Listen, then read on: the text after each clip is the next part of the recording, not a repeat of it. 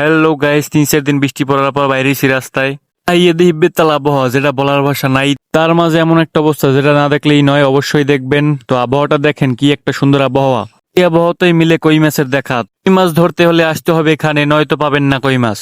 কই মাছ ধরতে হলে নামতে হবে না খালে, পুকুরে অথবা নদীতে, এবার থেকে কুলেই পাওয়া যাবে কই মাছ। তো কই মাছ কোন জায়গা থেকে ধরবেন আপনারা দেখে দিচ্ছি, চলেন বেশি দেরি না করে দেখানো যাক।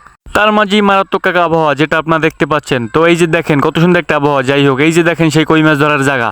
এই যে একটা মানে খেলার মাঠটা একদম পানিতে ভরে, মনে করেন কই মাছ এখানে মনে করেন অ্যাভেলেবেল কই মাছ পাওয়া যাবে।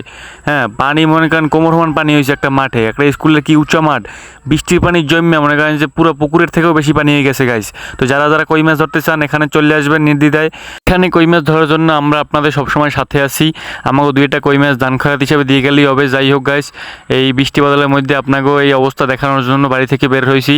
তো দয়া করে চ্যানেলটা সাবস্ক্রাইব করে দিবেন, যেহেতু এত কষ্ট করে আপনাদের এই জায়গাটা দেখাতে আসছি।